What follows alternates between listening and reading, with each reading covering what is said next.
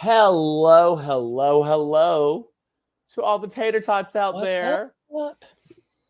Welcome back to the Couch Potato Queens covering season 20, motherfucking 26 I felt old. of CBS Big Brother. Big brother. I'm your host for the night, Steven, and I am joined with Mackenzie. Hey, Ainsley is young and pretty. I'll take it. Mackenzie is ageless. All right. Oh, it's the better looking duo. And yes, I know that's Sophie the Dopey. real tea. That's the real tea, though. Come on, clock it, Sophie. Well, welcome back. We are going to cover a little bit of episode 3, cover some live feeds, but none of us have been live. We haven't been live since the feeds have come on. So we got a lot to talk about. A lot to talk about. But listen, if this is your first time here, please be sure that you smash that like. And if you like us, subscribe. Come back for more. And please comment. Yeah, and if you would like to support the channel even further, by no means do you have to, but we prefer that you do. Send us a super chat during the And if live. you're not already, go on to Twitter and, like, follow over there. Do all the damn things. Yep. But we have, oh my gosh, so much to talk about. Angela. What's wrong with Angela? I just want to say, I called it. Did I not? I said, when you come into this game as a super fan, and if you win one of the first HOHs, you always play too hard, get freaked out and paranoid, and start overplaying your hand. No one has their crack pipe out in honor of it. I think she's got her crack pipe out. She's got enough crack for the whole house. She got something. And if she doesn't have enough crack, then Lisa's got you covered with the glitter. Oh my fucking... I'm going to tell you right now, if I was in this fucking house and somebody walked up and spread some shit over my fucking food, bitch, that's a fighting thing right there. You don't mess with a big girl's food. That is the most talk about lack of self-awareness. I've never seen anything like it. Well, and on top of that, the guys had not eaten in a week real food. And their first meal, she gonna come and try to split. No. I didn't even think about it like that. I would be so... Okay,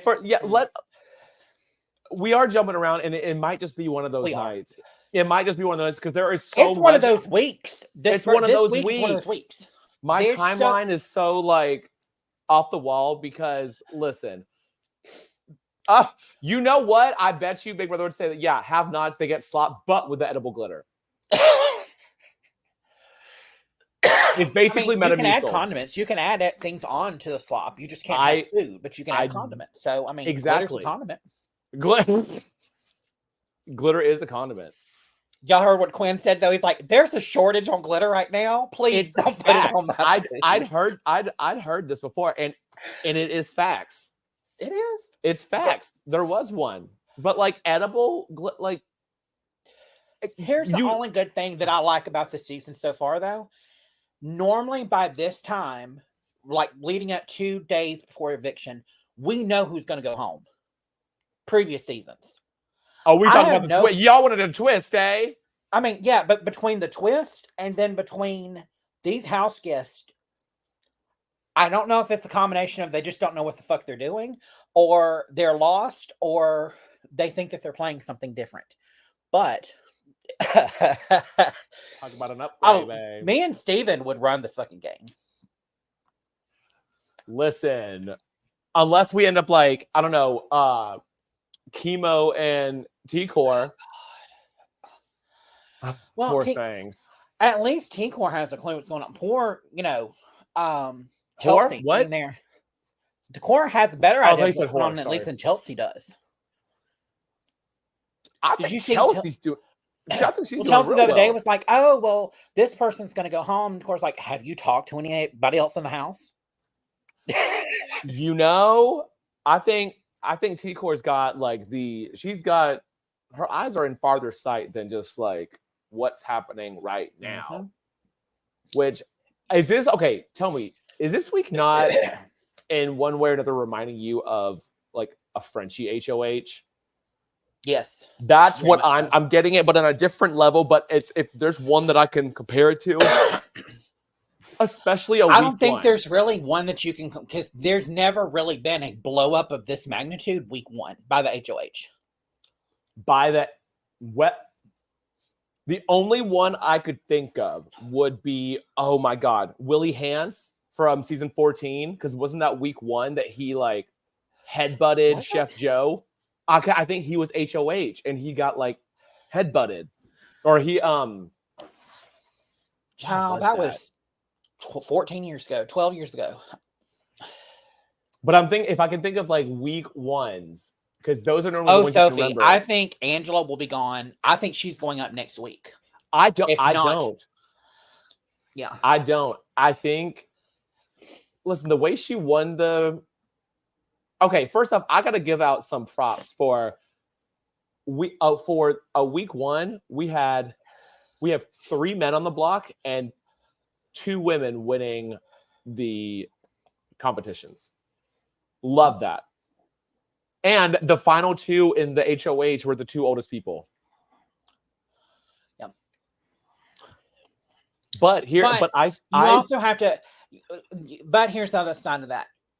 That competition was not a lot of strategy. I mean, really, it didn't. It was just it was so BB Can to me.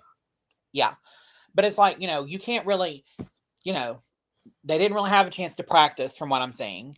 So they would go out there and they're sliding it across the board for the first time. So it was just kind of luck. I think it's not. I don't think it was necessarily. Well, I guess luck, but it's like one of those like skill games. But then there was other factors. Well, but see, I would say skill if they had been given something to practice it in advance. Yeah. So they'd been able to practice it. So they built a skill and they kind of knew what they're doing. But if they go out there and do it that right away, it's more of luck at that point. And You're Angela right. being an older woman and doesn't have as much upper body strength as some of these other players. But listen, I'm so happy though that there's. I feel like Felicia won her HOH in some kind of like comp that was similar to. She did, but they had every other HOH in previous seasons. They get at least a mini game to play and practice with. Has that been done in like? I remember because the thing that comes to mind is when Sheena threw the microphone in the pool because they were practicing for the HOH. But I feel like you never really get like a glimpse into that on the episodes, maybe the feeds. But yeah. But I did love about the competition though that like the very first rule was, the 2 people who can't find a third, y'all are out. Mm-hmm. Like that was cute.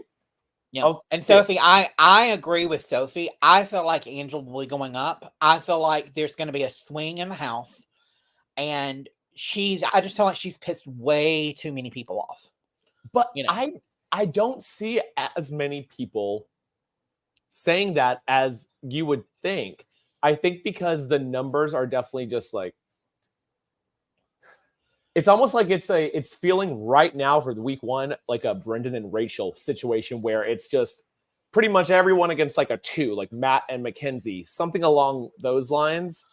Well, it's like Angela keeps going to people though, and Lisa. But like Angela went to Kenny and said, "Hey, Kenny, if you get it next week, I need you to go after Matt." And he's like, "Matt's my boy. Why would I go after Matt?" Yeah. So it's gameplay like that where you're not reading the room or she's not paying attention to what's going on outside of her little HOH room. So she's not seeing all of these connections but also Quinn, I wanted to like Quinn. Oh man. Getting the power, then taking that power and first he tells Angela that he has the power. Then of course Angela tells everybody else. And now the last thing I saw was Quinn saying that he's going to take that power, and if he wins HOH next week, then he's going to use the power on his own HOH to then blame it on Lisa. But everybody already knows that he has the power at this point. Why would you waste your HOH and your power? and just throw it all away. And just for the simple fact alone of if you win HOH, you can't be HOH next week. But guess when you can? This time. So, if you didn't get your target, that is overthinking, way overthinking, way over analyzing the situation. You're trying to do too much. You're trying to be like loud and just do too much with your like power. Just use it for what it is. Mm-hmm. Oh, I do feel like what Natalie said, Lisa will go before Angela. I agree that Lisa will go before Angela, but I still think Angela will go on the block very soon. and let's now welcome to the stage, Mr. Oh my God. Frank Williams.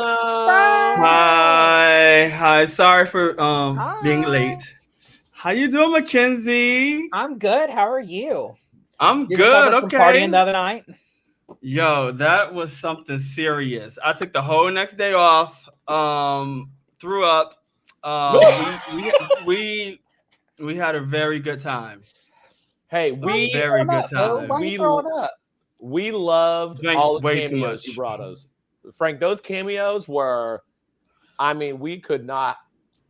They just kept I'm gonna coming. post like pictures on like social media eventually, but like they kept coming. And if Josh asked, then who did we tell Josh that we had gotten when he got? Who was that? Oh my! He had gone away, and we said that it was.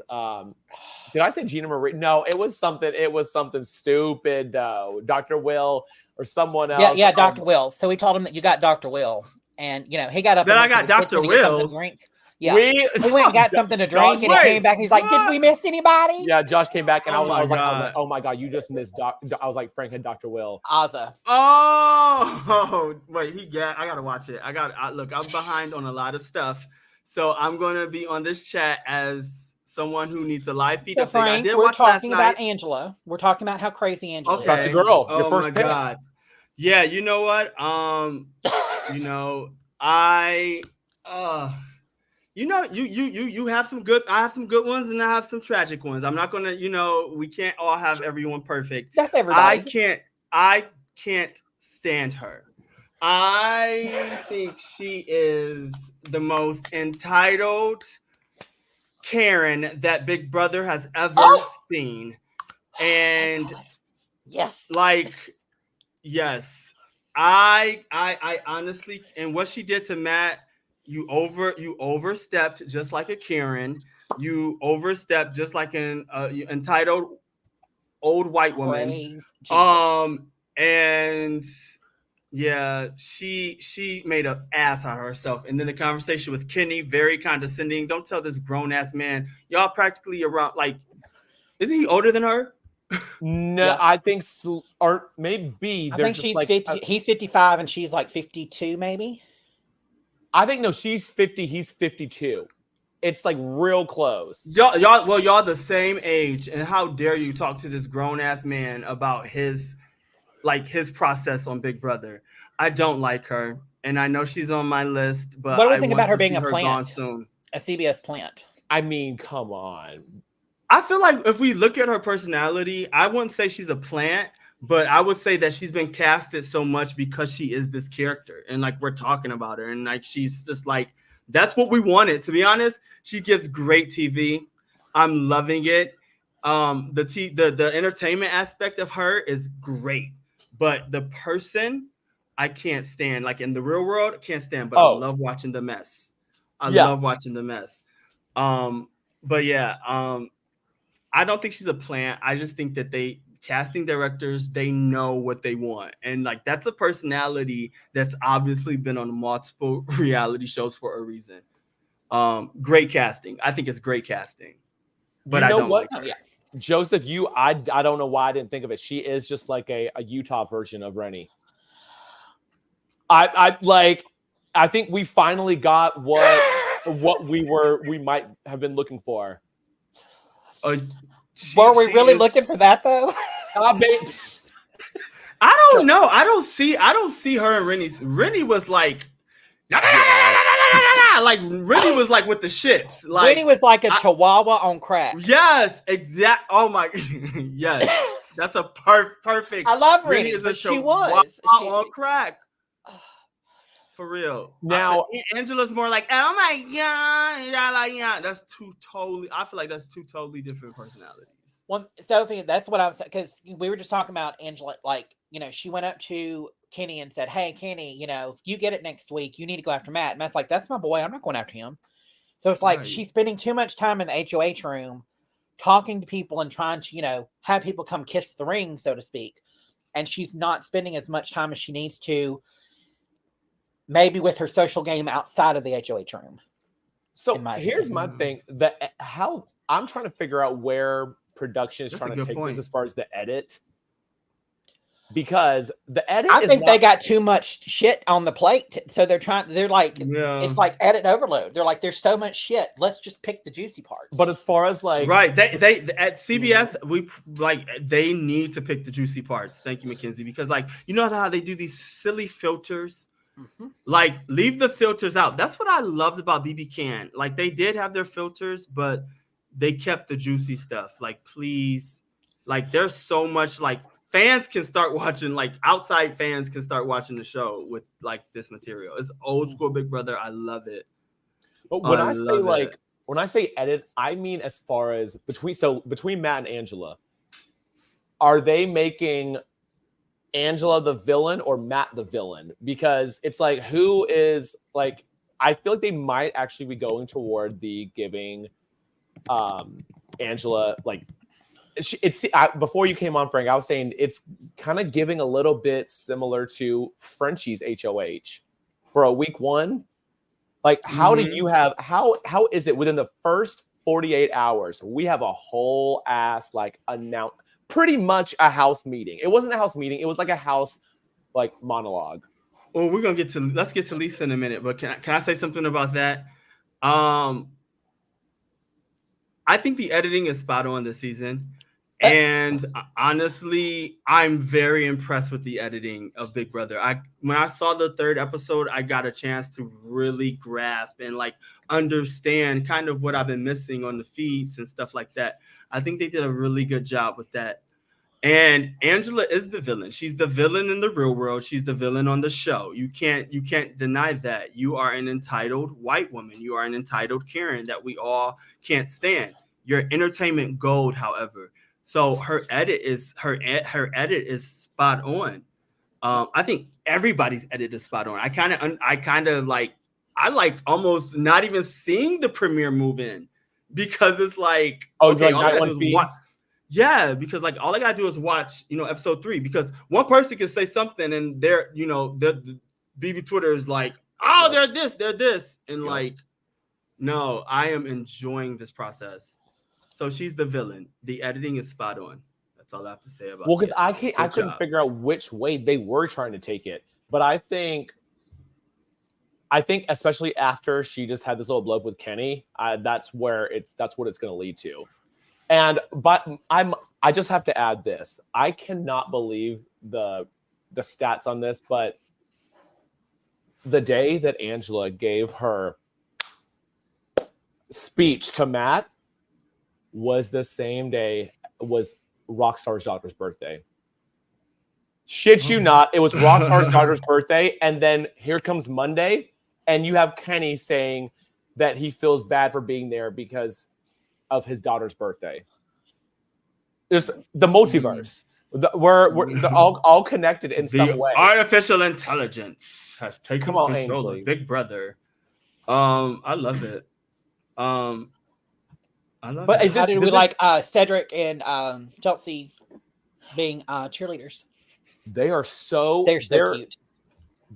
I am shocked at how well they're doing. I know. I'm not shocked in the slightest. Chelsea's one of my picks for a damn reason. I saw her the moment I saw her first interview. I was like, oh yeah. I thought I was going to pick her first. Chelsea needed to be on last season with Mimi. Yes, they are so. Yes, their reads are there. No, Mimi did what she had to do, but Chelsea. Well, no, but even Mimi said that on her Twitter. Retweeted it. And I love she that. retweeted. She said, she said this. We would have run the house. She's like, I just needed somebody that would listen to me. And then Izzy's in the comment in the comments what about me? She's like, you weren't listening. Right. It's not about you right now. But the I fact, love Chelsea and Cedric. I predicted on our cast assessment. I said Cedric is going to be a cast favorite or a fan favorite. I almost I'm so upset with myself I knew it. for going with Kenny instead of Cedric. I am so mad at myself. I should always. I mean, my gut was Kenny, but I I was like Cedric. Fuck it, I'm gonna do it. We flipped a coin. But Cedric is one of yeah, my I feel like Cedric's never going to flipping go a far coin again. because of the fact with him being an intelligence analyst, he's able to look at the facts and everything in this game and look at them from a analytical standpoint, and not maybe use as much personal feelings, or he's playing a good social game and he's able to look at everything coming in and what's happening and just like apply it, which was what his job was. So Yeah. No, I mean, he's doing great. I mean, and they could have both been the easiest week one noms, which I was expecting to happen, and it would have been just such a don't like that would have been so boring because no, but I feel like if it was anybody else, sorry to cut you off. I'm so sorry. I feel like if it was anybody else, I think that would have been easy. But Cedric and Chelsea, their social game is it's through the and roof. they're likable. And they're likable. I mean, they were never even a second thought, like to put to put them on. They need, because clearly, as spoiler alert, Lisa won the veto, so they could have. Right. This one is called live feed. This one is called live feed, right? Episode 3 and live feed. So we go. We're good, because every time I do like a live feed one episode, like a thumbnail. Oh, I'm talking production shit. I'll put like spoilers because like I want to talk some shit. Like we've had there's been so much happened. What I caught last night, like I didn't see any of the feeds today, but what I caught last night was the BS Alliance. I even wrote it down. Barbershop. Yep. BS. Yes, the Barbershop Alliance. I have a question. Is Ken and Angela's is like that's from episode 3 though? Is it real? Wait, is it the 8? They had the final 2? Name. Oh. Quinn and Angela on the episode, they formed like a final 2 when Who he and was Angela? like Quinn. I don't believe early, especially not with Angela. Let me talk to people in the chat. The BB guns or the BB. Do y'all think it's like real? Yeah, like I caught that last night when I watched like episode 3 and I was like, whoa. No. Yeah. With this season, I missed a day of feeds and I'm like, I can't even rewind. I'm like, oh my God. I'll put it this way. I think it would have been real if Angela had not then gone and shared his power with so many other people. Whoa. Did share the power? Did she share? I think so. I swear I saw that on Twitter. Did he know? I don't know if he knows yet. Chat, am I right? But I believe that she shared.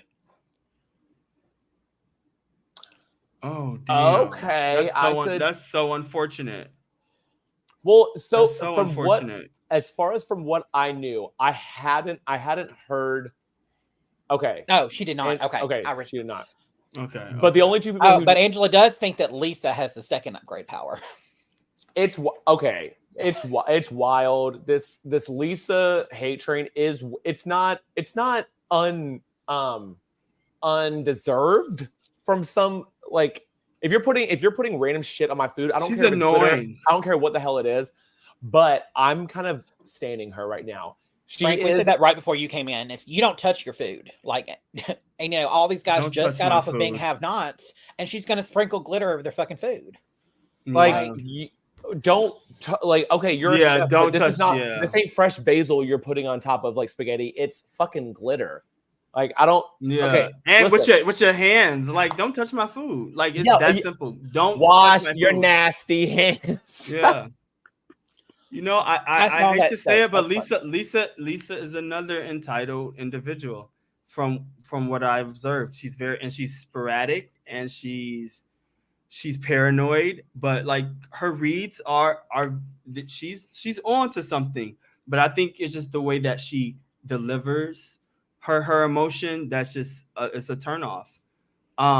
I would be annoyed with her, but again, she's great TV. They did great with this casting this season. I am just like phenomenal. phenomenal. See, I don't know that I will agree that Lisa's great TV.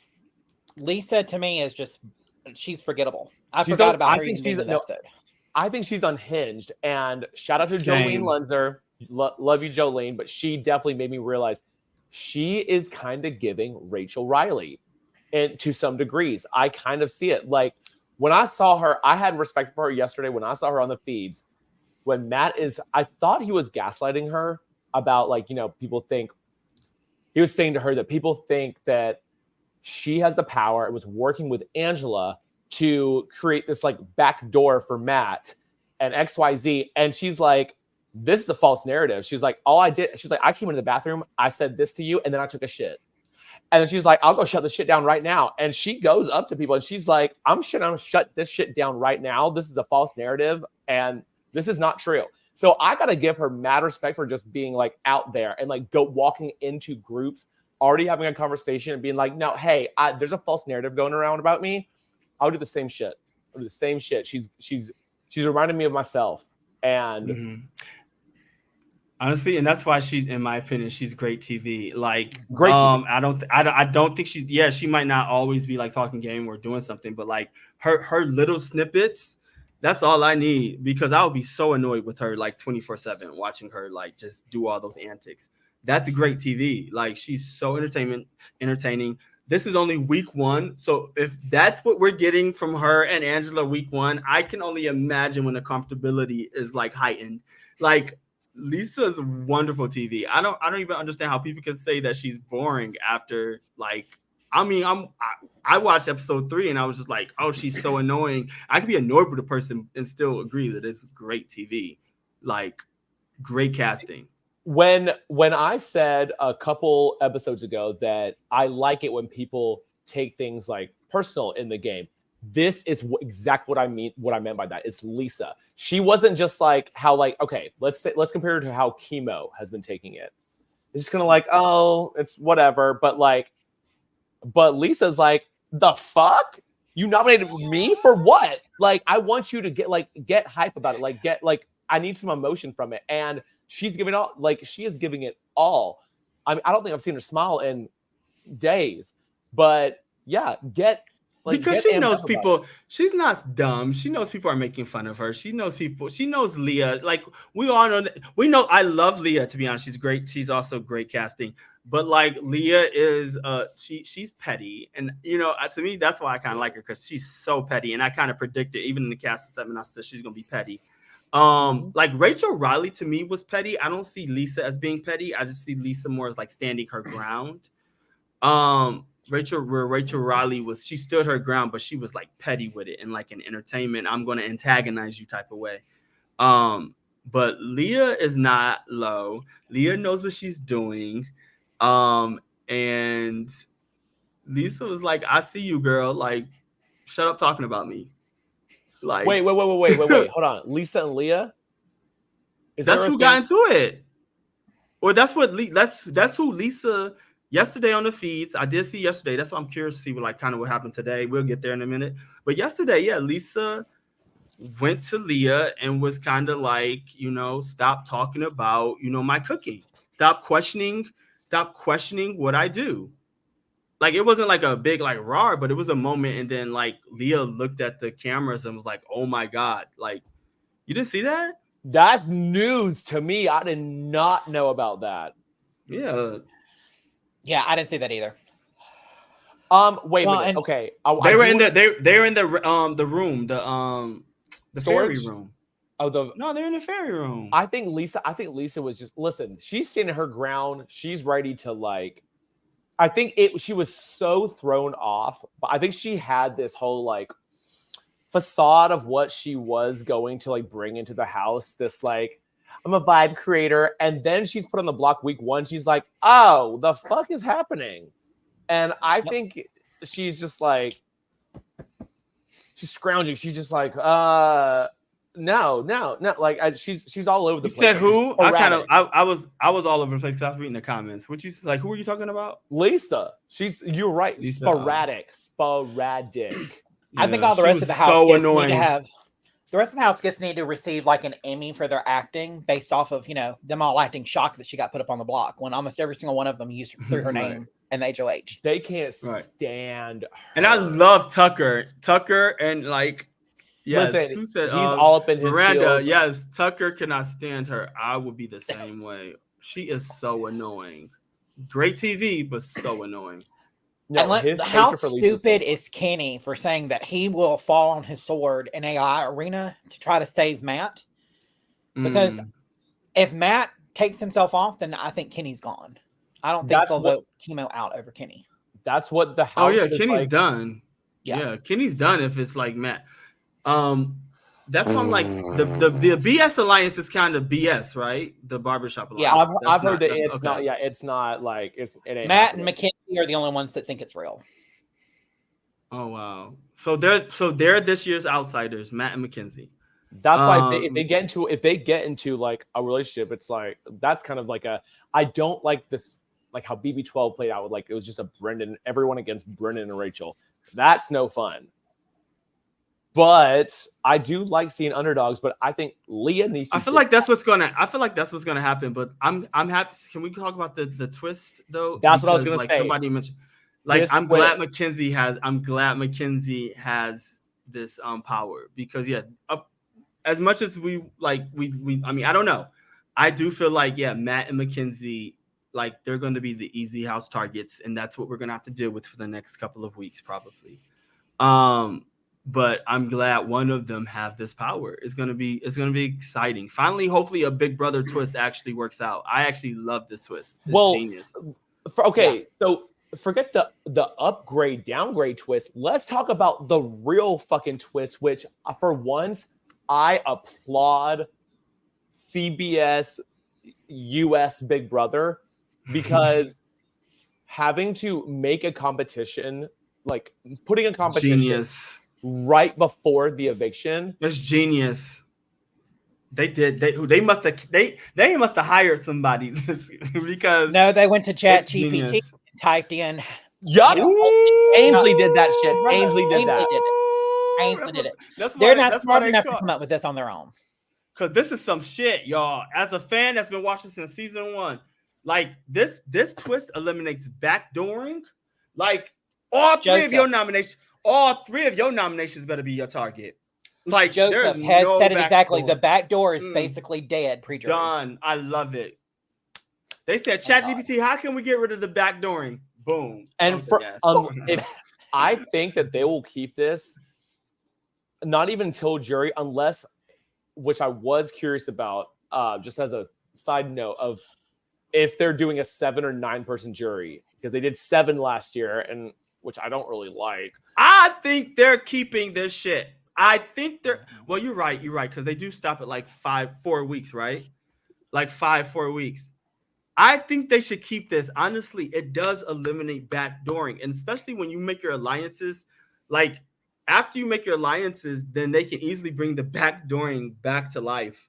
And there's less pawns. There's no pawns. Like if you pick me up, I'm pulling Elisa, bitch. You want me gone? Like with this twist, pawns is out the window. And they kind of had to, because the fans are so sick and tired of every Thursday night tuning in and knowing exactly step by step what's about to happen, because no one has balls to go against anybody else. If I was in that game, I don't care how many alliances I'm in. I'm going to vote how I want to vote, and I'm going to throw a hickey vote out there just to throw out confusion and mass hysteria. That's probably what we're going to be watching. It's going to be this is going to be an amazing season, y'all. This is only week 1, and it is just like the dynamics, the relationships, the tension, the twist. It's like, oh my God, Big Brother is back. Listen, like, back.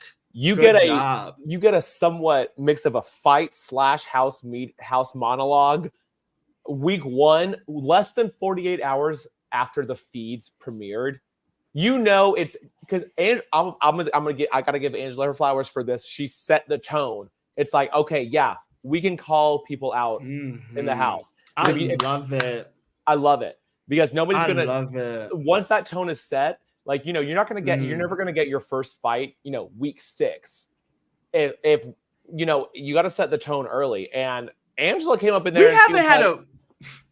We haven't had a week 1 fight since like it's been a while. A Like while. a couple of like high tension. Yeah, Frenchie Like had a chaotic years. HOH. Like years. Oh, hold up, Joseph, with the scenarios. Imagine if one week Ainsley switches it up and doesn't reveal the winner of the AI arena until after the vote. You end up with an idle time situation where Genius. votes don't count. Oh, Oh my God. god. This Yes. Snatch my that would be wig. so dope. Yes. And it also prevents like them telling the house guests, yeah, you're gonna be voted out. Because like, you know, eviction nights, they kind of know already, but no.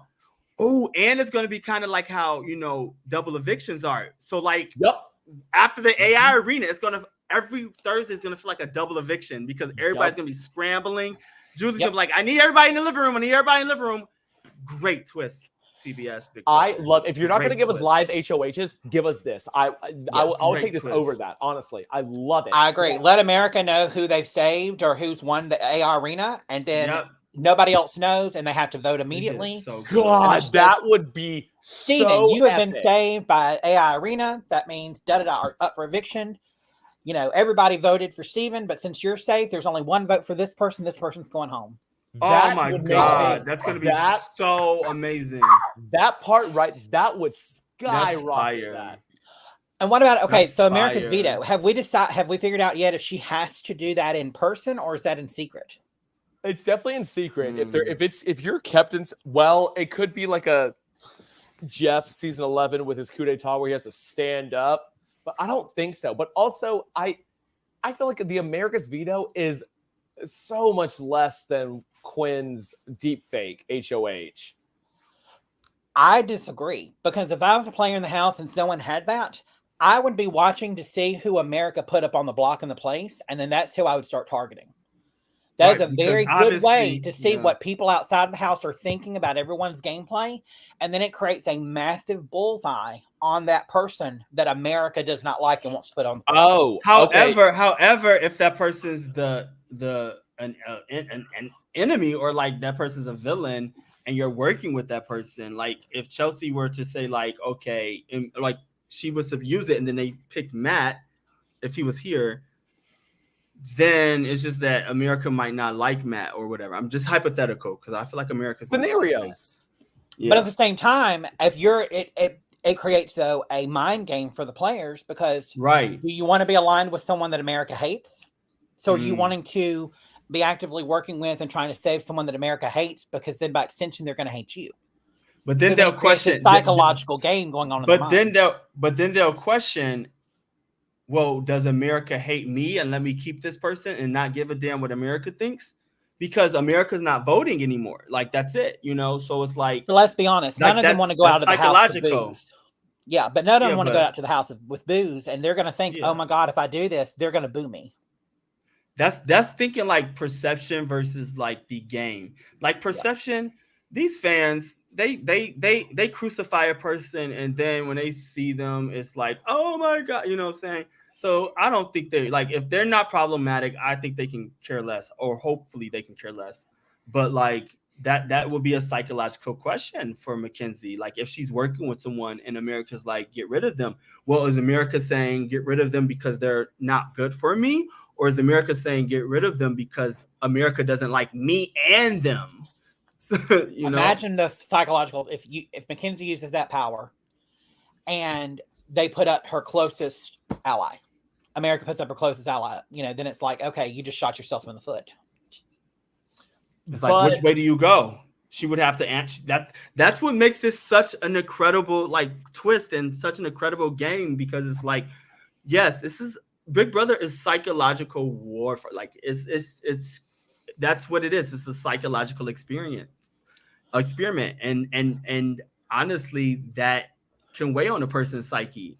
Like, why is America choosing this? So you got to go with your gut. You got to go with your intuition. And that's what Big Brother is. You got to test it. Like, which way you're going to go. Mackenzie, I can't see just the type of girl that she just like comes off as, which I'm not like straight up, like, I don't mind Mackenzie because I feel like she will like I don't know if there's some dislike on her right now, maybe because she's aligning with someone who just got told off, but I kind of dig her. She says she's a straight up chick. I like she's a straight shooter. I feel like, and she's gonna be great TV too. I think she will because Yeah. she will not. I can tell When that line is drawn in the sand. Oh, baby. honey. Sophie Dovey said, "I Woo! heard Mackenzie's like Paloma 2.0." I don't know. Listen, if we're talking Paloma 2.0, there's a couple other people in line. Because she's not a mean girl. That's the difference. Paloma was a bitch. Yes. Like this, like MJ. I'm gonna call her MJ because that's what they call her. And then we got this lovely Mackenzie. And I'm not calling you a bitch, but you can be that bitch. I'm a bitch. Frank, we were talking right before you came in about Quinn and his power and him going around telling. I mean, I think he's told. He told Chemo. Angela, and then he told Chemo, but then he's telling somebody else. Or it might have been Chemo that if he wins HOH next week, that he's going to then use his power on his HOH to then say that it's Lisa who had the power. And I'm like, why would you do that? That's stupid. Like, you're wasting your power. And you're wasting it trying to frame it on someone else. I think you could just use it for your own right. Good. I think he's just talking. That would be dope if it was like week 4 and that happened when the last time he can use it. Hopefully that does happen. That would be some wonderful, wonderful TV. But I think Quinn's a smart enough player to know not to do that before week 4. Could you imagine if both powers get waited till like not used till week 4?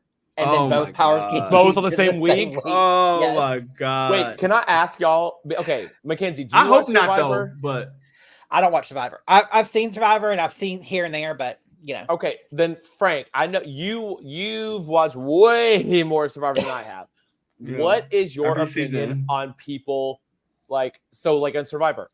What is your opinion on when people tell others about their community idol? I think it's one of the biggest. I think it's one of the biggest mistakes you can ever make. I just do.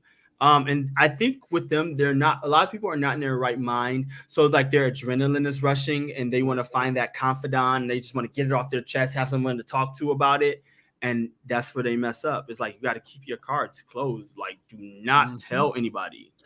Like, look at this past Survivor season. Every single hidden immunity idol was like flushed. Was a souvenir.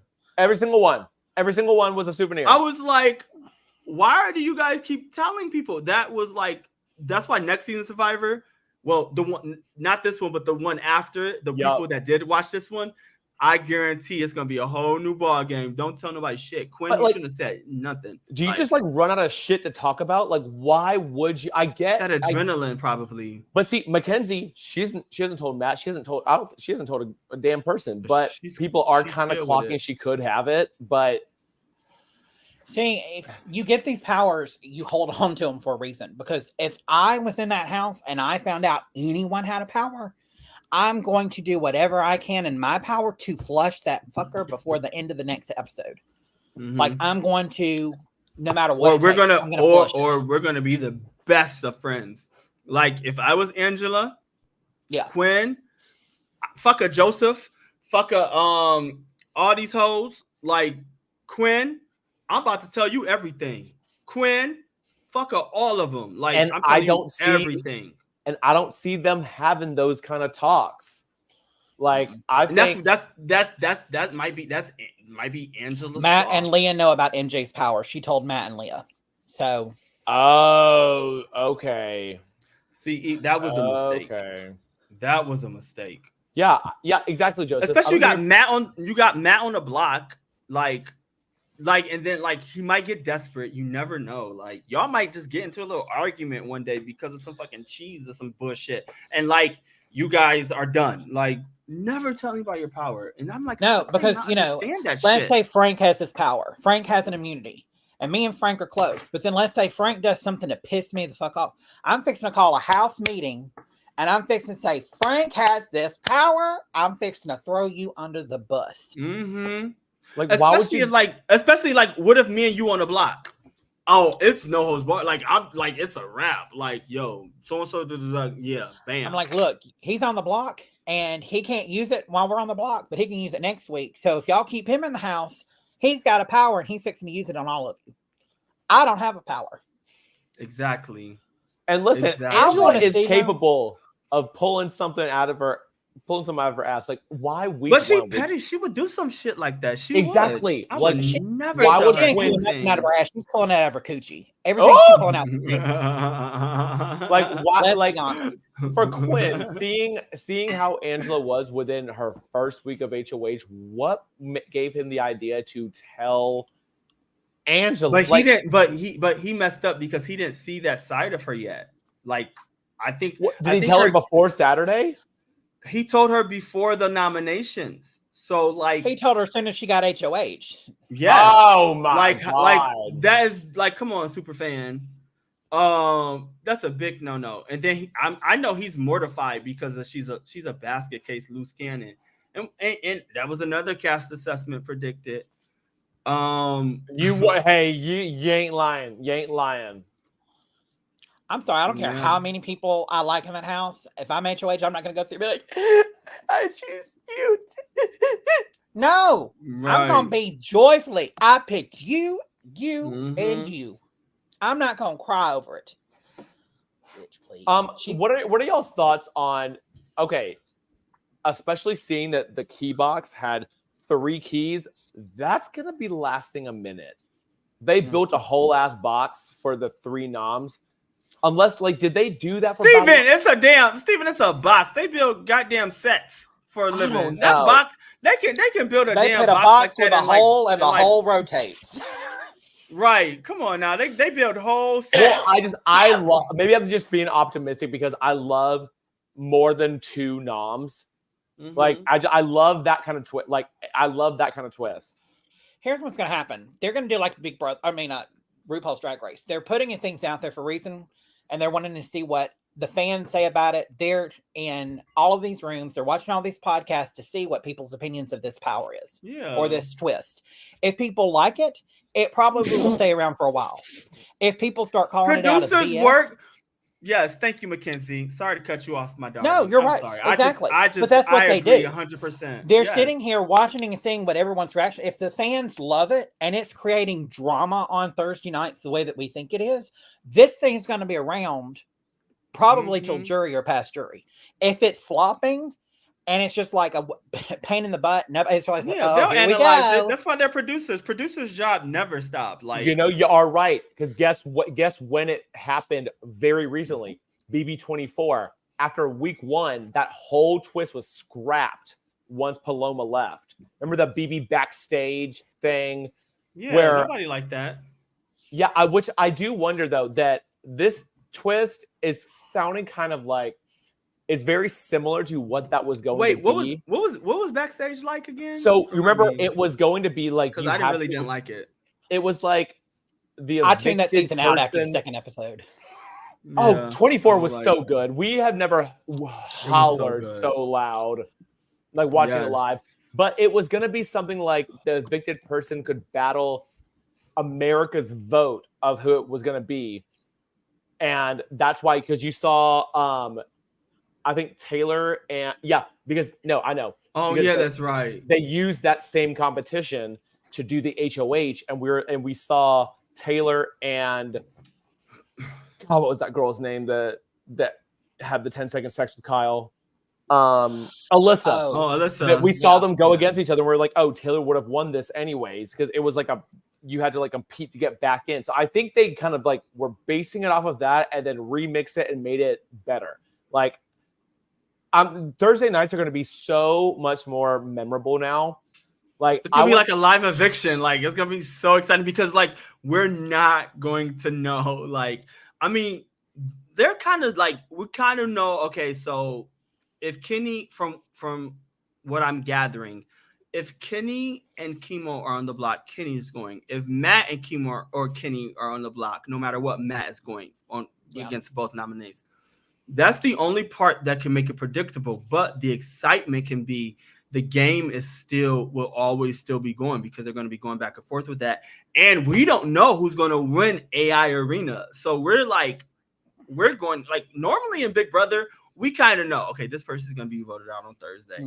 Now it's like, there's like multiple choices. Yeah, no, Yeah. I agree with what you said earlier, Frank. Where it's like I hate when everyone will come to them before the eviction, like when the feeds are down, they're all like, getting their glam on, and they're like, I'm sorry, I've got to vote you out tonight, and they know it. Just like when you see, you can tell when you see the two nominees on Thursday night.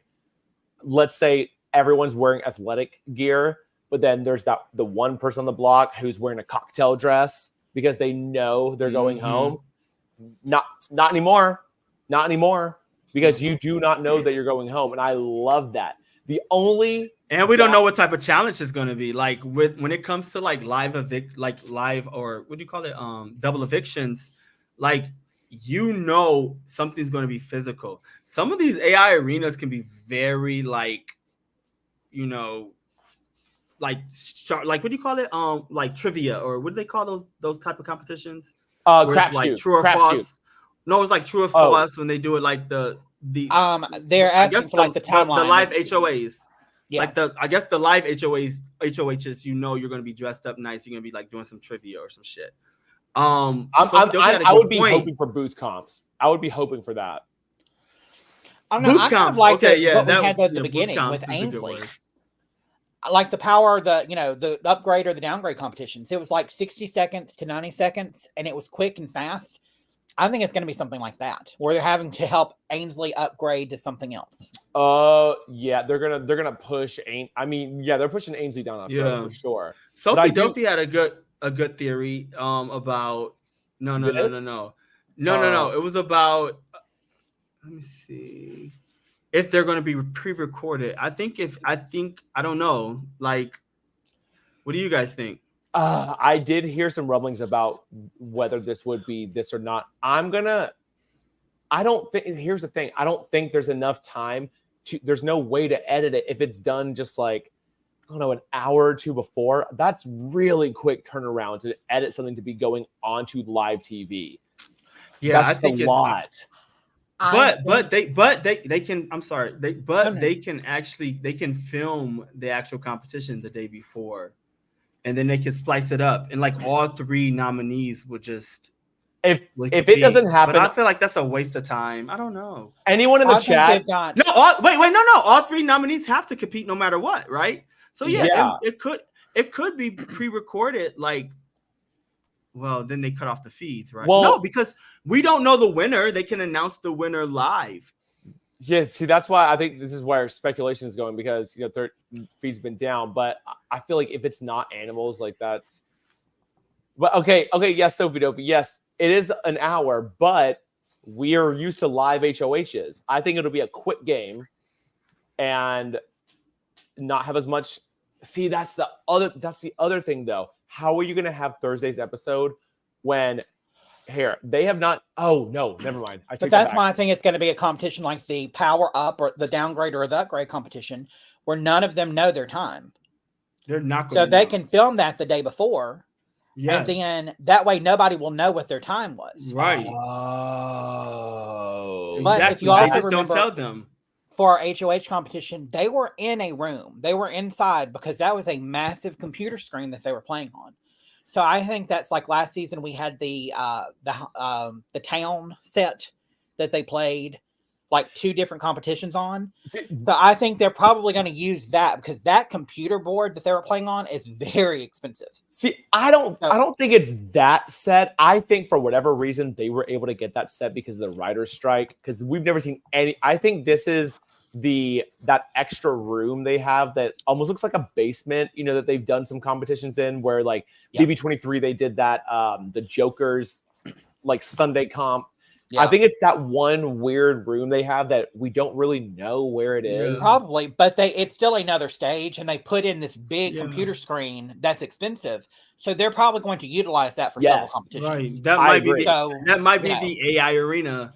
I think it is. They also opened up the backyard a lot earlier too. So there's probably going to be there's probably going to be a lot of competitions in there. Hold on. But this HOH went because they weren't having to switch sides. It was just, It went so much faster. But probably. but a lot of people like the adrenaline of live, like how we love the live HOHs.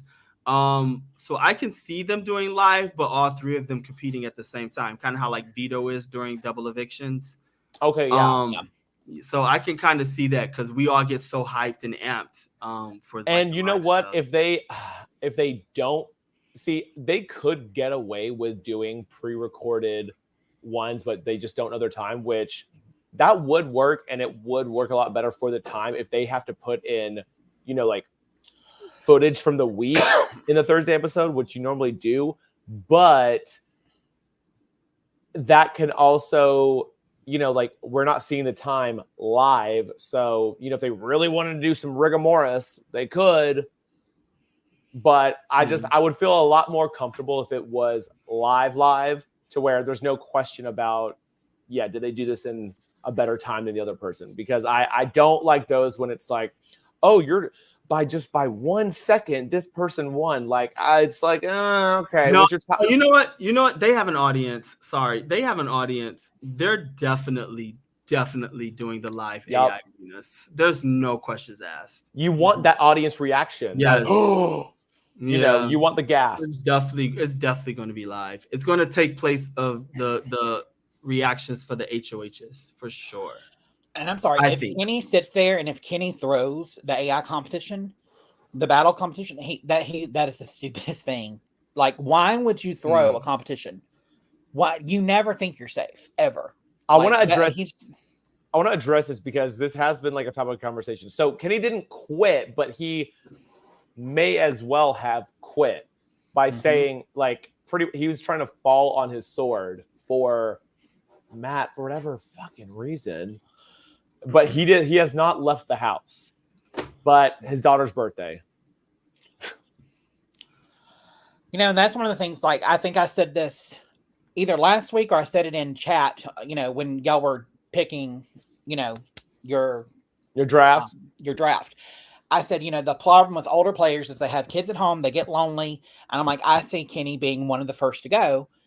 And I think Josh had disagreed with that and said, no, I think he'll last a while. But that's stupid. Why would you want to come on this game and leave your family, could travel, do all of this stuff and be away this long? Because you've been in sequester for at least 2 weeks. I don't think they might still, honestly. Big Brother sequester is real different. Well, yeah, but they have to do the interviews, they have to do the live stuff, then they have to do the pictures. Right. It takes so much to kind of get ready for it. But why would you be gone that long just to throw the competition the first week and make no money? And especially when the whole reason he watched Big Brother was to impress his now wife. I'm like, I will say, like, I don't like. We've never been in that house. It's very disappointing. I would like to hear his confessionals. But maybe it's taking a toll on him. Maybe he's not as strong as he thought he was. And in my opinion, that's just not. I think it's just because that's his buddy. Because they became friends in episode 3. They were sitting there talking back and forth, and he's looking for a Derek and Cody. My thing is, you're just not strong enough for this if you're gonna just like go out like that. So I'm like curious to see what I'm curious to see what his confessionals are like. I'm sorry, what, Joseph? On what? What is that? I can imagine what that is. Come on, put your pineapples. Just don't go shopping. I mean, pineapples in the cart. I can imagine, but like, is that real? Hey, now I trust anything Joseph says. But is it on like social media right now? Was something leaked? He and his wife are a bit more open. Oh, it's real. Oh, okay. Oh shit, it's getting real cute. Links, right. Joseph. We need links. Right, links. Hello, send the links. Hook us up here. Oh wow. If he's on Swinger Talk, then he might be on FetLife. Oh, come on for the pineapples. My own comment. Oh, wow. Right. All right. Well, I'm gonna head off. Yeah, I think Angela and Um, Lisa did. they got into it. They got in an argument. That's what Joseph. It's all over Twitter. Go refresh Twitter. What happened today on the feeds? Did anything like out of the ordinary happen? Was there any like I haven't looked at all. Not so much Um, today. Lisa any told alliance Angela that being shifts? associated. Sorry, Lisa told Angela being associated with her will hurt her professionally on the outside world, and then feed switch off. Stop. No, yeah, the feeds have been switching off a little bit this season. I feel like the last 2 seasons, I think they haven't really been cutting off that much. But I remember the other day I was watching them and somebody just brought up live feeds immediately. Turned to fish. Look, no one Maybe can blame 26. anybody but the fans. No, I doubt they're trying to go through any more PR disasters with you motherfucking crazies. BB26 Feed yeah. Terry said that Lisa snorted some of her glitter and stomped over to the Mhm. hammock and told Angela, "I can't be associated with you." Ooh, this was Lisa. Wait, so Lisa said this to Angela. Oh, this is going to be such an exciting season. Oh, I'm After so she snorted her excited. glitter. Oh my god. Production, my BB God. production. These We people know are y'all are whack. watching this, so can y'all go and do a drug test on Lisa's glitter and make sure that that's not, a little thumb extra? Some Fenty Right. Beauty. Right. And if it is, keep it coming. Give her If some it is, more. she's the smartest house guest so far to try to bring in DRUGS into the Big Brother house. Well, Sophie Duffy, I'm glad you just asked. Where's Steven's girl Leah in all of this? Leah, according to Twitter, just made vegan sushi for everybody, and everyone's eating it up and loving it. Hey, Alright. I saw some shit earlier. Listen, I saw that energy. I think I see a showmance between her and Quinn, and I ain't lying. I see it. She was doing. She Quinn gave ain't her doing nothing. pigtails today. But last night I was seeing her more so with like Cam. Like, I don't know. Oh, like, swirl effect I don't know. it's coming to effect. I said she might be was on- swirly. You did say that, and she My was. cast assessments were on point. Wait, can we bring that up? Do you have that? Do you have that available? I want to see our draft picks. Do you have that image available? Yeah. I would love to see it. Hey, yeah, Quinn ain't that chubby, but I do wonder what her level of chub she prefer is. Look, I think at this point she realizes that she's blonde, hot, with big tits, and all she's got to do is flirt with all of the guys, and that's going to get her away. And I mean, I'm not mad at that strategy. Go for it, girl. I'm not either. I'm Okay. So how are we feeling about your picks so far? Listen, I'm okay with them. I'm happy with mine still. I'm happy with mine. Mine is Kenny, but like I don't know. I feel like he can do a turnaround. He's a great guy, to be honest. He in my opinion, watching him, I think he's he's a great guy. But I don't like how he's giving up. I don't like how he's giving up, but you could tell he's a very genuine individual. Angela's my only whack job in terms of personality. I was about to say with my picks. Like Josh doesn't have anyone cracked on his. Meanwhile, I feel like the most cracked on mine is Tucker. He's a little cracked. Oh, I love Tucker. So funny.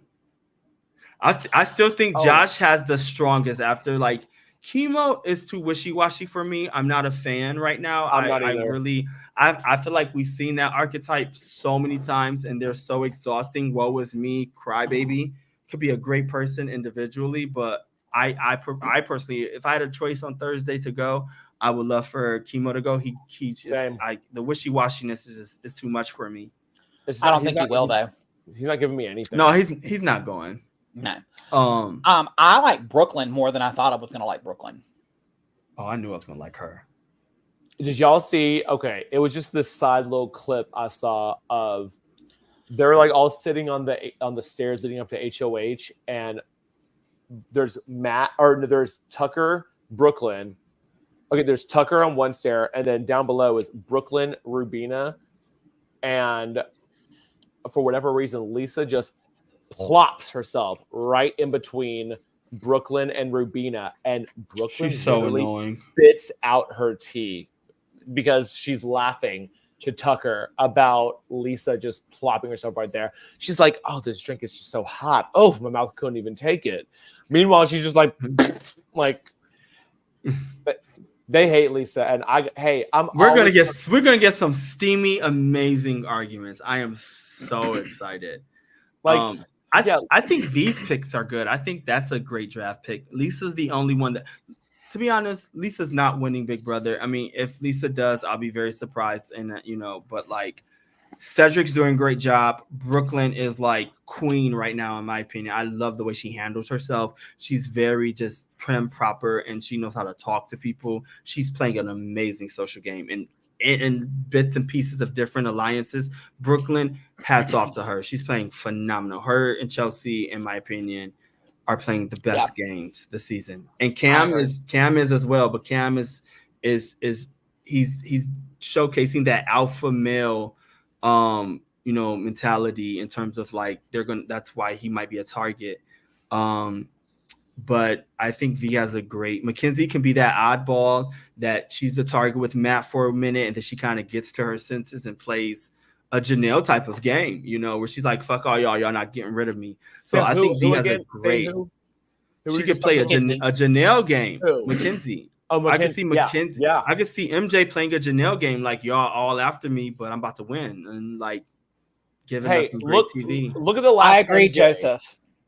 Joseph just said Cam needs to talk more because he's at risk of being a target because no one except Chelsea knows him.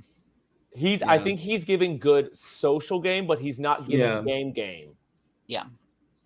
But that could be good because no one has targeted him, have they? Like, has anybody like so no. He's playing a good game. Like, you don't give everybody everything. I think Cam's the only one in the house that knows every fucking thing, right? He's in a lot of shit. He's in a lot of shit. Cam knows every aspect in every alliance. Now that I think about it, the Have Not Room Alliance, the BS Alliance, the alliance with Chelsea, Cedric, and Angela and them. Cam is actually in the best position, and he's playing a great game. Now that I think about it, I take my words back because he's not telling these hoes everything. Great job, and he's not a threat to them. Good job, bro. And as far as Lisa goes, I see her being on the block every week. She's either going to have to take herself off or win a comp, or she's going to be up and no one likes her. So she's just going to be an easy. She's way too easy. Yep. Yeah, looking at everyone now, there's so many people. It's like, I know they're there, but like some people haven't really been shown as much on feeds, but like. And I can see how Sophie Duffy, I can see how Cam's not a super fan. I can see how Jared would be one of his favorite players. He's not a super fan. He's only been able to watch the edited episodes. Jared played a great game at the beginning of BB24. I agree. He had everybody in his pockets, and he looked out for the Black woman. And he looked out kind of for the women in general. Like y'all like to cry sexist or misogyny, but he looked out for all the women, which is so absurd to me. But I'm not going there. So I can see how Cam could consider Jared his favorite player, not being a fan of the show. To be honest, you talked about it last year about how like you thought like Jared was like someone who, they didn't just cast someone just like. Tell me if I'm wrong. They didn't just like. Cast someone. Oh, they checked off the boxes, but like you could like he could have been like someone that like reminds you of yourself in a way, not in the misogyny way. But do you know what I'm saying? Like I remember. I don't think like I could care less about the misogyny. Exactly, but I could honestly care less about him using the R word, and especially in our community. Like unfortunately, like it's a trickle down slur that like it's prominent in the Black community. So I don't think he meant malice, but. That to me is a compliment, Steven, honestly, in terms of because he did play a great game. But where he messed up was he played a messy game. He played a great game at the beginning, but he messed up and got sloppy when it came to like blue. Like I feel like gameplay aside, I feel like maybe Cam just like saw, hey, this is someone who is like me, looks like me, like is like similar to me. Like that's it. Like, yeah, yeah. like black people, we're going to look at black people and how black people play the game. Like, that's just how it is. Like, you Y'all have can't to play a tell us different game. otherwise. I mean, let's We be have to real. play a different. We have to be social. We have to. I be peeping. Let me see the code switching. How do you interact with the like? Because Chelsea and Cedric a lot different versus them with Angela. You know what I'm saying? So I be looking at that too.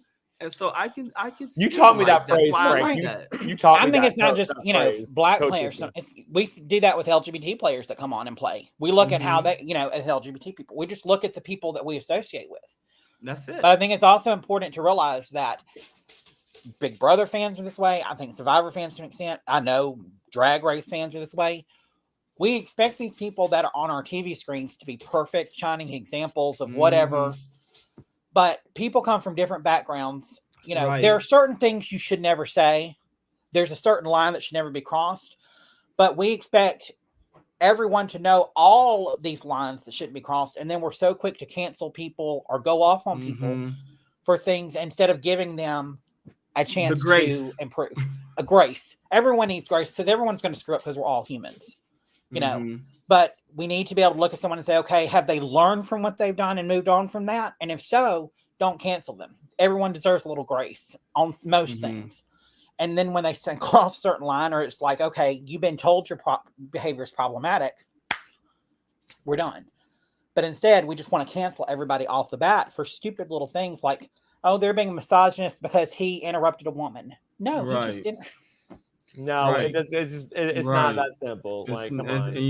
And also too, these people are in the Big Brother house, and people, like you said, people come from all walks of life, and it's about how how you interact and how you behave after you've been told about yourself.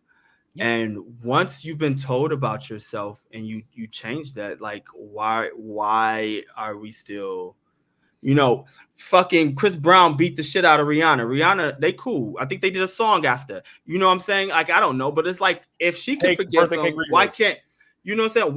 Why can't other people just accept, like, okay, their situation's done and this person has that. First of all, the Rihanna Chris Brown was an exaggeration, but I was like, but with Jared, like, it's like he acknowledged it. So I can see how I can see how he would like him.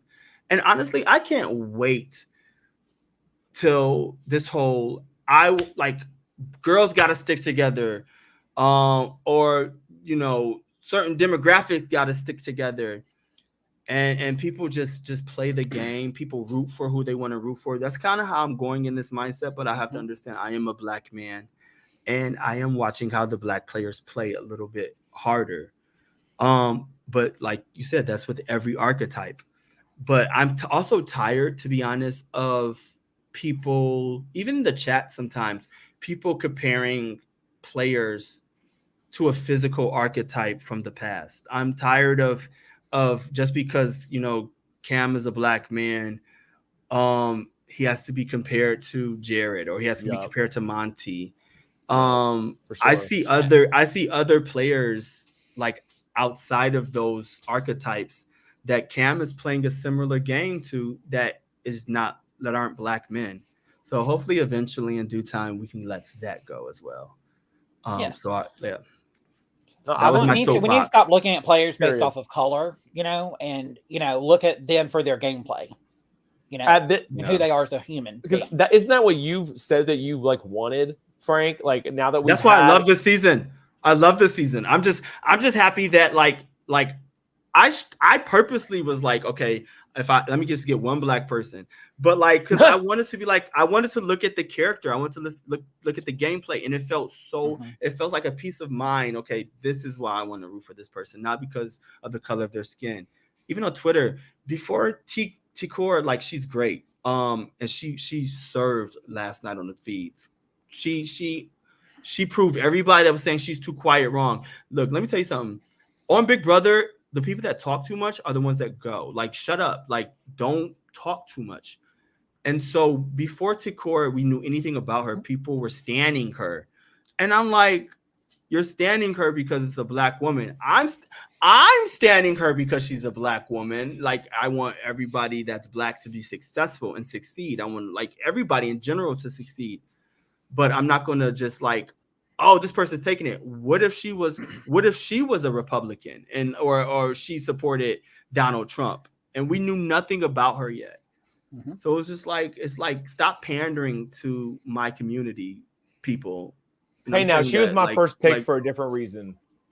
I'm sure it was, Steven. Like, because you never, She was 'cause from you the never, UK. you never She go lives in that way. Atlanta. She's a crochet Yeah, that's girl. different. Yeah, but that's the beauty. You have a connection to her outside of her race. That's all. And I just hope, like, moving forward, we can just, as a collective community, we can get out of that mindset, and it will just be so much more fun to watch things. That's all. I did not mean to go on a soapbox tonight, but you did say something I did think of, though. Has there been, is there any all male alliance that I'm like not thinking of? Because I don't think there actually is. The have not. yeah, the have-nots. That's why I'm like, be careful who you put as have. Wait, who is that one? That one's Quinn. Cam, Tucker for sure. Tucker, and not Cedric. No, is it Joseph? movie guy? No. Joseph. I think it's Joseph, isn't it? Damn, that would be a good alliance. That's Well, it's like you need to make sure, you need to be sure of who you put as the first week have nots, because they have the most private room out of anyone. Mm-hmm. Like, that is the most private. Oh, chemo. Yeah, that's a good alliance, because they all dabble in different aspects of the house. If they really wanted to make that work, they could make that work. I saw somebody said something earlier that was, Sophie Duffy had an interesting question earlier. Said, if Kenny stays and wins HOH, who would he put up? Angela, for sure. Yeah. There's Angela no questions asked. Angela for sure. Probably Angela and Lisa. I feel like that would be the easiest two to just Angela do. even alluded to that last night. Yeah. But him staying is going to depend on if he throws a competition or not. Or if he's up against Matt. But see, like, I feel like, I don't know. I feel like Matt could bring something out of his ass. Kenny already said he would go home. I feel like if anyone on the block could do it, I feel like Matt could pull something out of his ass. If it's Matt and Chemo on the block together, Matt will go home. But if it's anybody else up there, then I feel like if it's Matt and Kenny, he might be able to pull. I don't know. Yeah, I think I would love. Matt, I feel bad for how Angela was, but like, Matt honestly can go. We've seen this archetype. He is into himself. He has this stigma, and it's like, you know yourself. Even in the cast assessment, I knew this guy. He can go. I would love for him to go, and then Kenny wins HOH and flip this whole shit upside down. That could work. I could be down for that. I could be down for that. I would love that. I could be down for that. That would be so great. At this point, I want Matt to stay just for there to be some sort of like. Yeah, but that storyline, honestly, now that I think about it, that storyline is so tired. The cute guy with his show mask, I am so tired of that shit. Like, we got some firecrackers and Lisa. I know the one person. If one person get on Chelsea, I know that hood is coming out, and I can't wait for sis to like drop that. I'm waiting for sis to drop that. I'm waiting. Oh, she's been containing herself. I cannot wait. But yeah, I want to see her go off on Angela. Yeah. I feel like it's Chelsea versus Angela. Holy shit! I think Angela would be like, I think we're gonna sit this one out. I don't even think Ken will waste. I don't even think Quinn will not waste that power on Kenny, because he knows Kenny is going to take out one of his, who he said he would want to use the power to take out. He wouldn't want to take out like an enemy. He would want to take out somebody that he's working with, like an Angela or somebody with his power, or somebody like a Chelsea, or like somebody that's just like, wow. But Kenny's going to make that move. He won't waste that power on that. Okay, so Joseph says Chelsea hates Lisa. Chelsea did a cam talk and said Angela's the only person she trusts because she's not lying. Angela isn't really lying. She's a straight shooter. Mm-hmm. I gotta give respect for that. Yo, like, say it to my face, not behind my back. And she did say that. She did say that, right? She I did would say just that in say her it. I didn't- casting. No, she didn't say that specifically. Hold on, wait. Let me. That She is so. said, yeah, she. Let me see. Where's her heart on her sleeve? She's got a big mouth with opinions, unapologetic, and she's not playing with morals. Yeah, she was like, if I got something to say, I'll say, and she's delivering it. Listen, yeah, honestly, the moment Angela said low budget movie, I mean, she had my stand card. Keep her. We cannot have what happened with Izzy last season. Hold on, I'll be right back. Well, and somebody else said earlier about Quinn and MJ with their powers, though.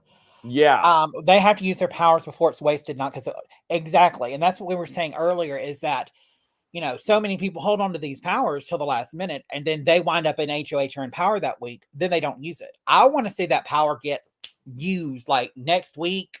I love it this week, but it's not going to happen. But next week, use that shit. Yeah. Do you remember Crazy Sam from BB20? Oh, she had that power, and then it wasn't just like it was a random HOH she won. It was like an endurance. I think it was the wall comp or like some endurance comp that she won, and then just like openly used. I was like, no, get rid of that shit. What exactly? The bonus life app. Yes. Yeah. That's when Caitlyn had to do the puzzle. Mm-hmm. And she like told them, she was like, well, I have the power and you're probably going to be coming back this week. And then she still couldn't. Yeah, but yeah, I agree, Joseph. The feeds died when Izzy left. Like, no, I need cracked in that house. Yeah. And somebody else was saying that they need Angela to stay in.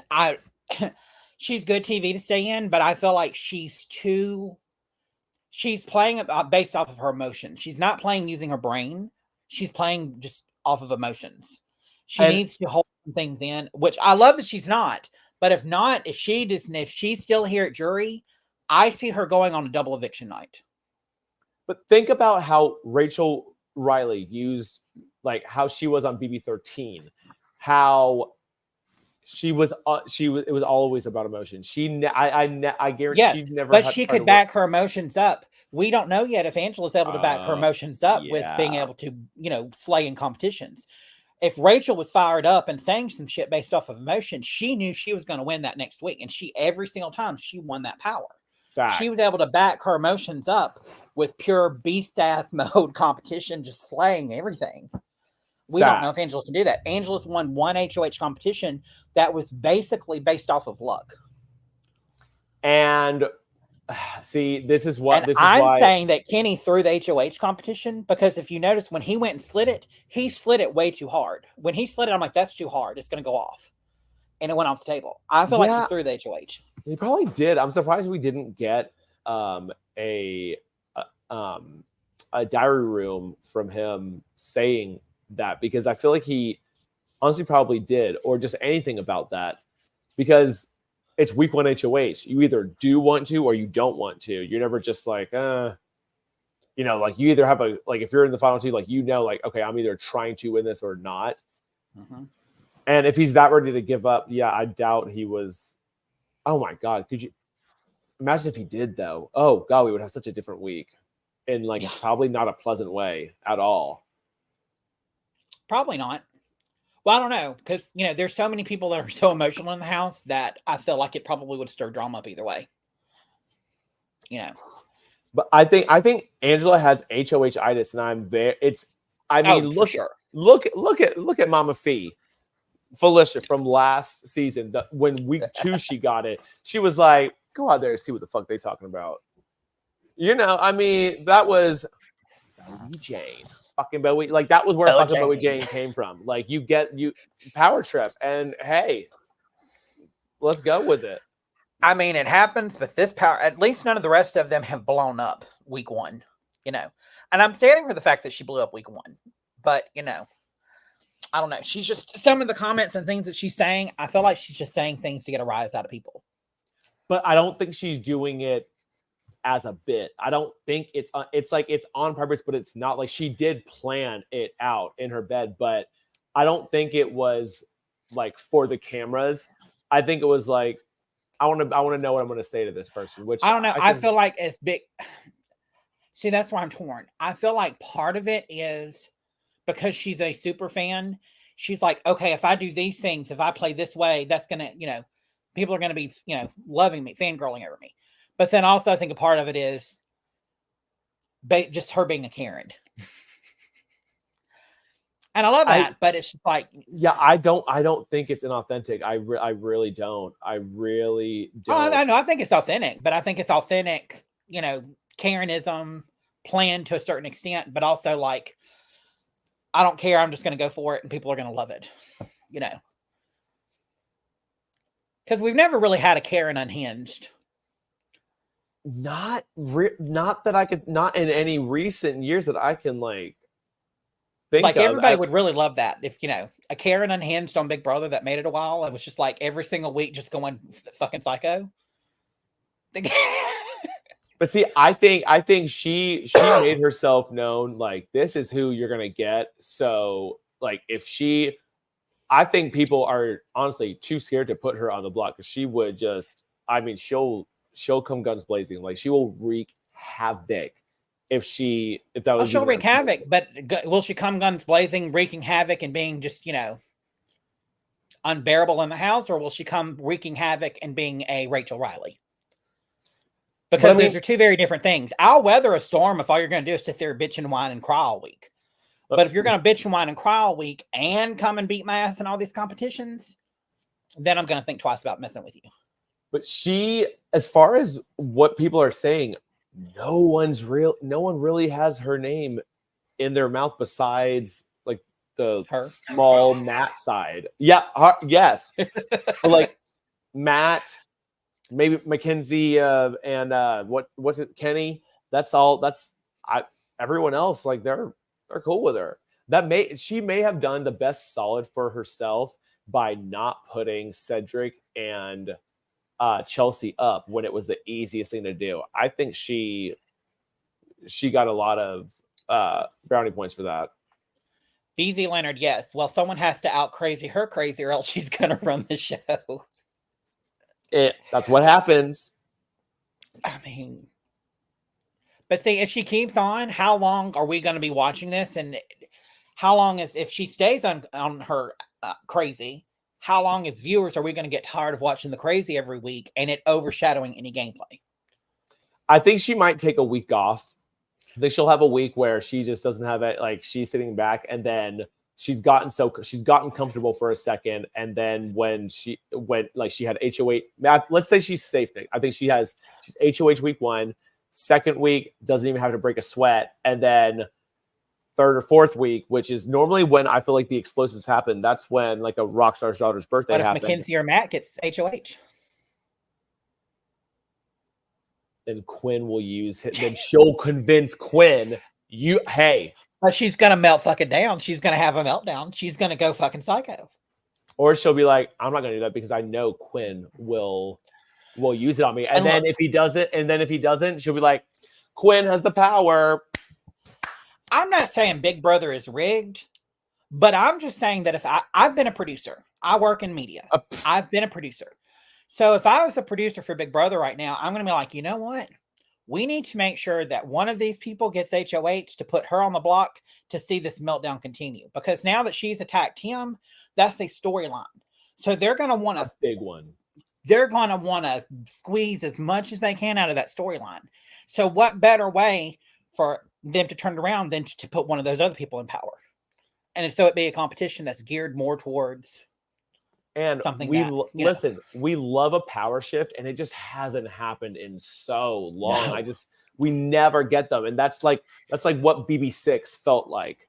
I think that really is like the blueprint of how to have like a phenomenal Big Brother season of that back and forth. BZ Leonard, if she didn't get HOH this week, would she be on the block? I don't think she would have been on the block this week, but if her blow up still happened with Matt, then I feel like, and if that happened before veto replacement, then I feel like she might have been put up on the block as a replacement for blowing up and starting a bunch of shit in the house. This is Maggie, you're such a bitch territory. Rachel, you're so beautiful. Maggie, you're such a bitch. April, you go digging whore. I don't know. Is it just wishful thinking? I know they'll get, but I don't want to see somebody just throw down and get into just a physical fight, like rip and weave and like, you know. You know what? I would love to see them at least try to, and then the producers have to like I wanted to get producers have to send security in. They have to like to section people off to rooms. I think the closest thing we got was Julie thinking Kylan and Xavier they were like something was going to happen, and Julie's like, Kylan, come! I need you out here right now. Like she thought something was about to go down, and that was like about probably the closest we got. Oh yeah, no. oh yeah. No, I could have sworn she was talking about April. That April was the gold digging whore, and Bo was, you date older men, or maybe it was both. I swear she called April a gold digger. I want to go back to like Big Brother 2, where we have like, you know, Justin taking the knife and putting it to oh god, who was it? They would I want to see something like that. I don't want to see anybody get hurt, but like I want to see some like bullshit like that again. I want to be, it's like old school Big Brother drama. It was about to go down. They were chest to chest. Oh yeah, the Eric and Matt fight was worse from Big Brother 6. Yep. I want to see Angela drunk, and then there will be a fight. Oh my gosh, bring brown liquor back. God. I just want to know. All I want to know is what Lisa's snorting up her nose, because it's not glitter. I mean, I don't know how she brought that in, like how producers were like that's such an odd, like you never get, listen, clearly Mama Fee did not get to bring in her spices last season. So if Felicia didn't get to bring in her spices, then ain't no way in hell that Lisa could bring in edible glitter.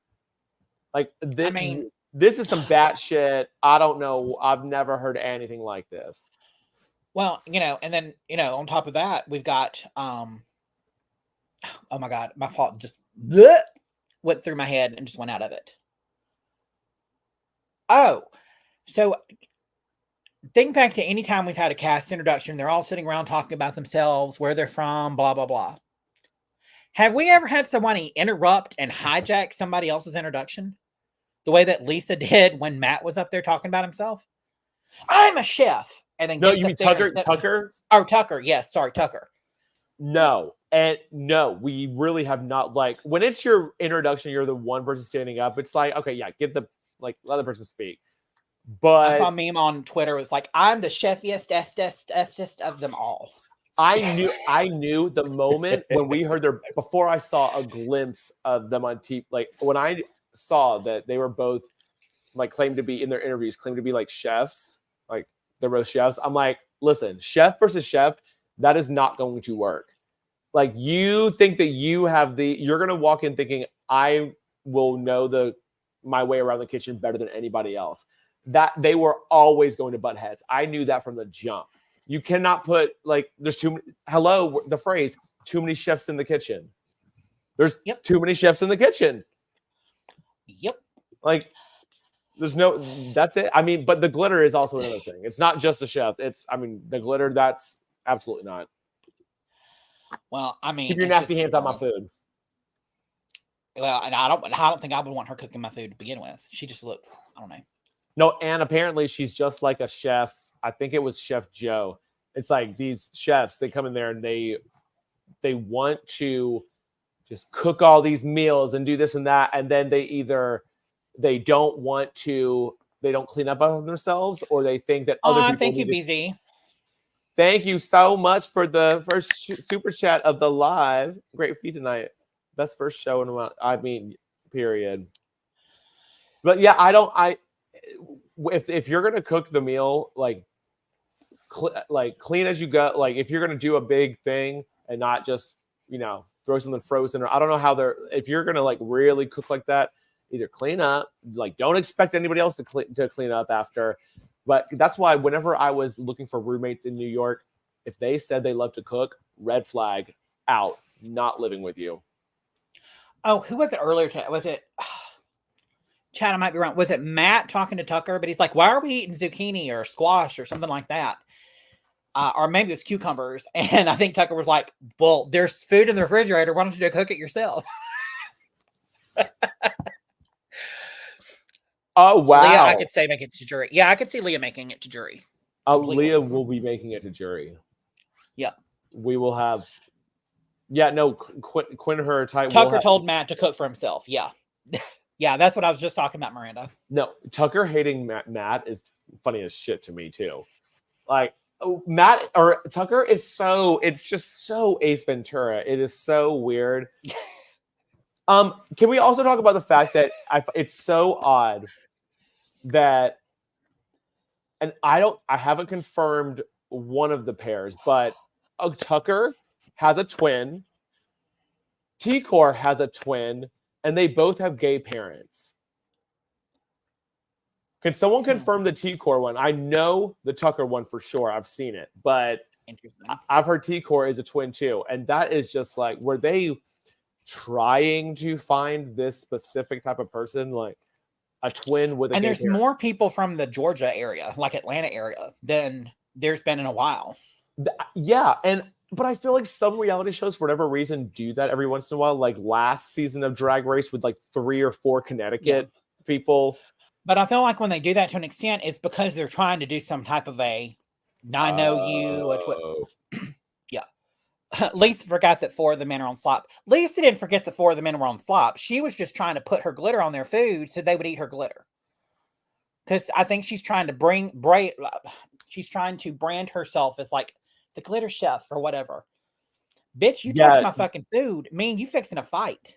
I'm fixing to throw it in your face. No, like don't touch my food. And yeah, I wonder how much of it is like, oh, you haven't tried to like maybe she really believes in this like edible glitter, and she's like, oh, you have not here. Taste my glitter. Or if it's like, is she trying to like do this for the TV and shit of like, I'm an edible glitter chef.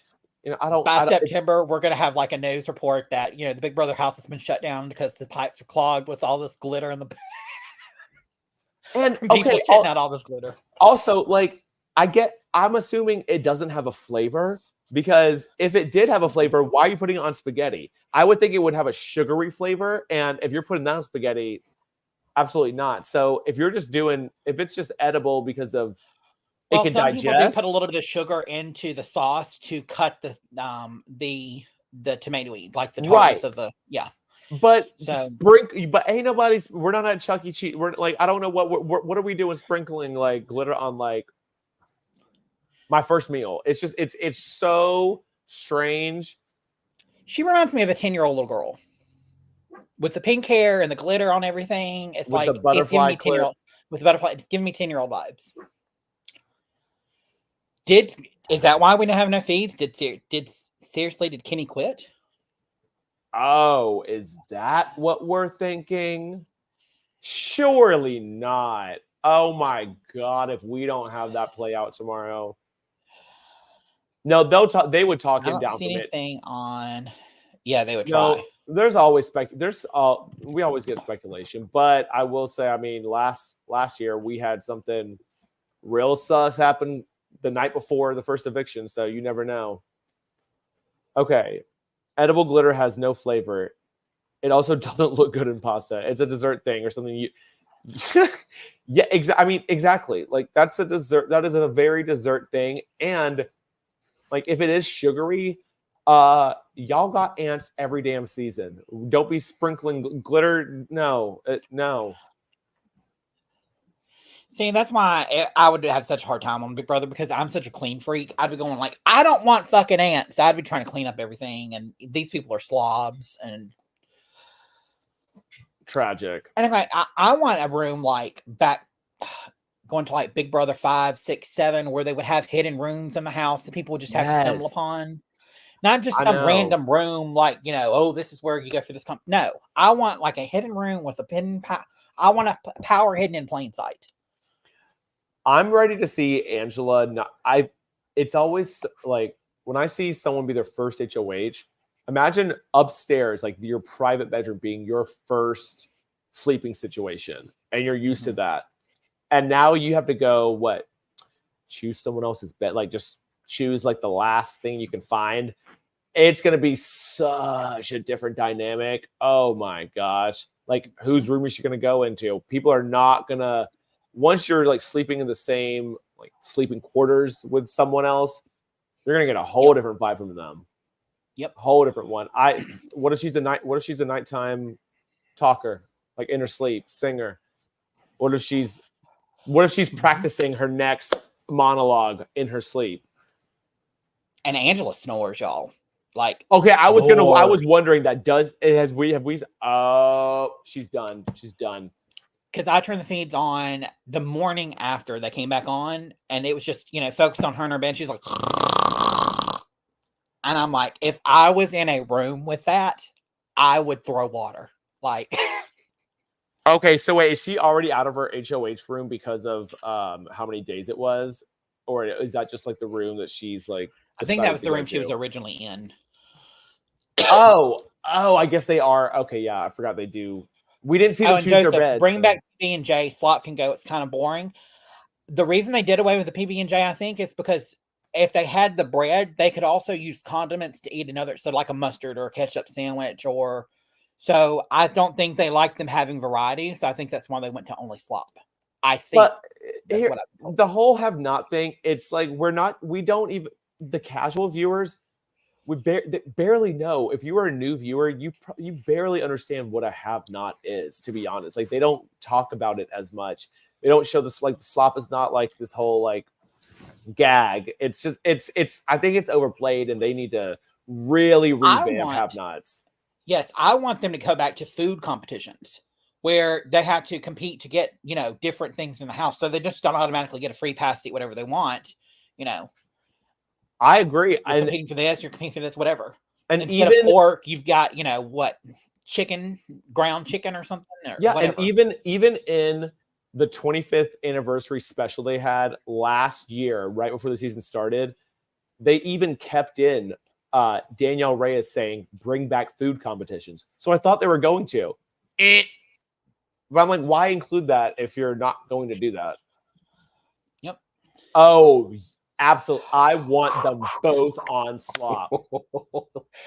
Talk about hangry. They're going to be hangry. Oh, no. And guess what? Lisa would be up in there cooking, like, now that she only has to cook for her and 3 others, glitter slop pancakes, like, what it would be. Everyone would be, they would run out of slop because Lisa has been trying to do all of this stuff and they don't. I foresee that if she stays around that long, getting on slop and still trying to cook for the house, but then sampling the food like chefs do to try to get by it and getting in trouble for it. That is so fun. That is, she could very well do that. She'd try. She'd get in trouble for it, and I would love it. That would be that. But see, and yeah, Lisa will be pissed on slop, and Tucker is trying to get her on slop. Like, I want Rodner to be coming back out into the house and sitting down and having a conversation with House. I want it to be so fucking unruly that she's like, house guest. I need you all in the living room right now. Yeah, I need it. I need her to come out. I need her to sit down with a frizzy hair that looks like she's not brushed it in 3 weeks because she's been watching live feeds. I need Quinn's mother to come into the house. Yes. Well, Lisa, I think Chelsea, Angela, and Tucker on slop together. No, Tucker would never be sleep in the same quarters as her. I'm surprised they didn't just automatically make the mascots on slop. That would be an easy. That would be such a bitch move, though. You can't vote. You can't compete. You can't. You're on slop. You're taking cold showers. You're having to wear this ugly costume Although they both look cute as I'll get out in it. But what Hey, I was like, okay, something I hadn't said yet. So I love the mascot idea because some other podcast said this. I cannot remember who said this, but I love that it's almost like it's like how in Survivor-ish. Like, okay, I would rather have the mascots telling us what's going on in the competitions as it's happening versus someone being in the diary room giving us those like competition explanations like Casey on BB20 was best at because that's all she could really do. That's all she does in the challenge.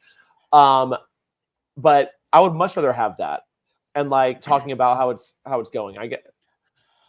Also, though, think about it. Like, honestly, it's a good position for the both of them to be in because if you have someone that's cheerleading you along in this game, because after week 1, you pretty much get clicks and people stop. The first competition, everyone's like, yay, oh, good job, everybody. Then it starts getting very sided. And if you have someone that's sitting there cheering every single person along like they were doing, then in your mind, you're not going to want to put that person up because you're like, well, it's a psychological thing. Well, this person was cheering for me. This person's on my side. When they're probably not. But. So I hadn't really thought about this, but do you think that was a week 1 only twist, or how else are they going to make BB mascots happen again? I never thought about that. What do y'all think of the chat? Yeah, what do y'all think? But also you, Kenzie. I think it's going to be the first 2 people to drop out of any competition. So then you have people that are not as willing to drop out of something or to throw a competition. You've got people actually trying. If you don't want it, but if you know if you drop, you fixing to get served this, you ain't gonna fucking drop. You're gonna try. You gonna hold the fuck on. Yeah, have them do that instead of being the first few have-nots. That is that's huge. I think that's what they should do. The first 2 every single week that drop. That. Yeah, because that is such a big thing to not be able to vote, to not be able to do this, to not be able to do that. Oh, we're bringing Frank back to the. All right, I just want to say, I've been listening, Mackenzie. That was so dope. I had to just come back in because I gotta go. But that would be so. Would you drop though if you was in a competition? Are you gonna drop first? Nope. Not if I know I can't do shit for the week. Never. Nope. Yo, that was fire. The only way you're gonna get around that though is if you sit there and y'all are like, okay, we're never gonna put these people on the block. My bitch ass, I'd be the one that would win a competition and be like, you going up, you going up. Sorry.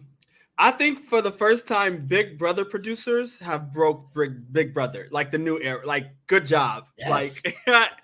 Like finally, no, there's no way around a lot of this shit. I think they're listening, or I think they're sitting there and taking cues from, because it's in the Paramount family, like, Drag Race. Drag Race producers sit there and they troll Reddit, they troll every blog, and they're sitting there looking at all to see what's being said, so then they can gear who they're going to give the winner to the end of the season based off of what popular opinion is. And I think maybe Big Brother is doing that and paying more attention just based off all of the changes. Because how many times, when have we seen this many changes to a season? But they do their little twists, which is so wild. Exactly. They do these little twists that really have no consequence in the game. But you've basically eliminated backdoors. Oh my God. You've given 2 people that can't do anything for a week but cheerlead. I mean, Yeah. Yeah, Frank, do you think that this twist is gonna last more than like past week 1 with the mascots? I hope so. I hope so. And there's so many people, then it kind of eliminates 2 people from the live eviction. So that's like more time, so we don't have to waste time with 2 extra people. So continuity is good, Period, because that shit takes a long time. Yes, you did say something funny. You said something about Felicia. That was funny. I was because I'm cooking and I'm tired. Oh, what about how Lisa was bringing her glitter, but Felicia couldn't bring in her spices? That doesn't make. She probably it was when Felicia was first HOH and she was like she was like mafia, you know what I'm saying? She was like oh, they down there talking. She's watching their talking about. Right, she's watching their little the HOH feed.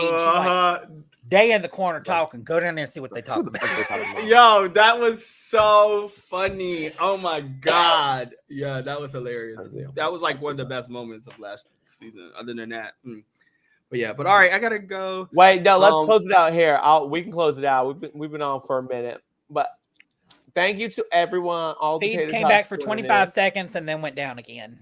Damn. But everyone watching, if you have not yet, Oh, that's funny. Shout out to America on Reality Kingdom right now. Oh yeah, her. She was that's a whole conversation. Oh, I we loved it. saw it on here. Yo, that girl, she was I ready. loved it. She was ready for a monologue herself. We couldn't hear I anything got she so was many saying, though. stories, but I'm not telling them publicly. But like these people, just the good stuff. Like no, everybody was great. Everybody was. We might great, do a members like, only chat. You never know. I really like America. Great people. That's all I'm gonna say. We love America. All right, bye y'all. Oh, we gotta do Frank, the closeout. where can everyone find you, Frank? Follow me on Instagram. I'm Frank Williams, or Twitter. I'm Frank W. I love y'all. I'm really out. Mackenzie, I can't wait to do more pods with you. You are amazing. Steven, I love you. See y'all tomorrow. I love y'all. Chat, Sophie, Joseph, Miranda, all y'all. I love y'all. Mwah. Smooches. And Kenzie, where can the lovely Tater Tots find you? I'm on Facebook or Instagram, Kenzie, KenziJO205. What's on the screen? And I just created an X account. You can find me at Kenzie, KENZI_reality. Okay. Oh, I love that. See, I got a reality Twitter as well. You told me to do it.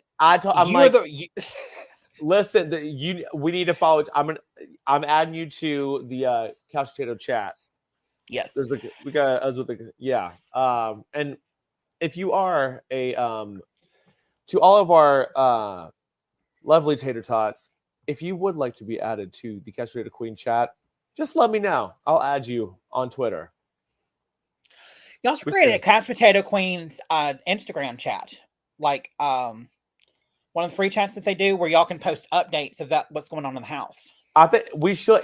I don't have as many Instagram accounts showing that kind of stuff. Like Twitter, it's like I don't understand. It's like Twitter was just like made for Big Brother. I'm like convinced, or like reality TV. It's just like the clips of this, the that. I think I get all mine from Janelle or Rachel because they post a lot.